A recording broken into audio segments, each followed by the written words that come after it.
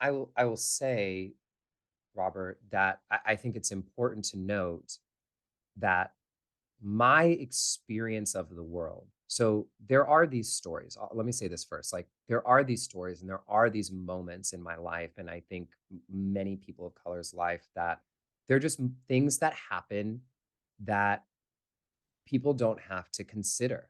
And that it's something that oftentimes we don't even talk about. Like I remember just recently, I don't know, I fly a lot, and I'm like diamond status on Delta and this, that, and the other. And I walk onto the plane and I go to put my bag up in the first class. And like, oh, this is for first class. And I'm like, yeah, my seat's right here.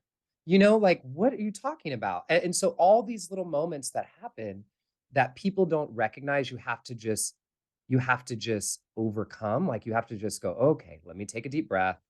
Like, what is this person even talking about? And those little things are what start to take a toll.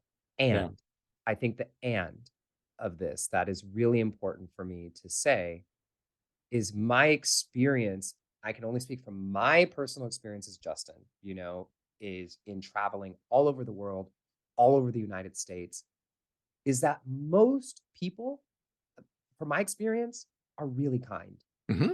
and really loving and want to and have biases just like I have biases and things that they've never had exposure to, and so they could never understand.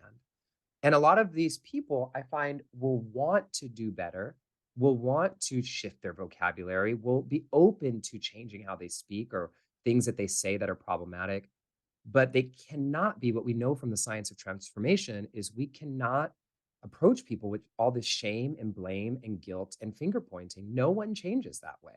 Yeah. And so I think we have to start, the media would have us look at everything being so extreme.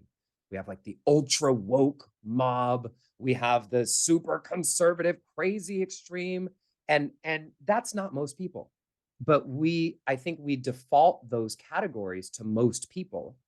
And then we're looking at each other like enemies or like we have to finger point instead of people who are Yeah. just like kind and unaware. Which one are you? Which side are you on? Yeah.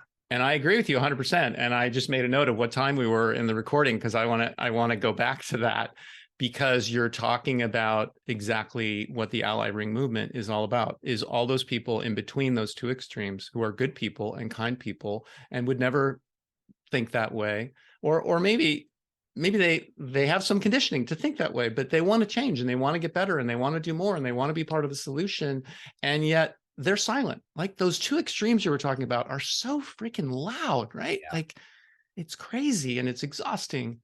And yet there's this, my vision is that there are literally millions and millions of people in the middle who want to help, want to do more, and want to be part of this conversation and do better and be part of helping. Yeah. And they're looking for a way.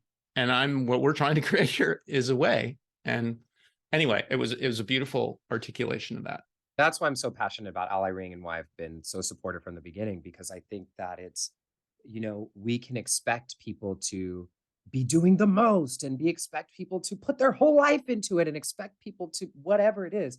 But everybody needs an entry point. Everybody needs a gateway. And Right. we wish people were further along in their process than they are, but they're not. And so if we are wishing that, then we're missing the opportunity that's in front of us, which is to meet people where they are with love and compassion and openness and holding hands and guide each other through. And so that's why I love Ally Ring and why I'm here. So I'm very All right. excited about it Well, all. I'm glad you're here.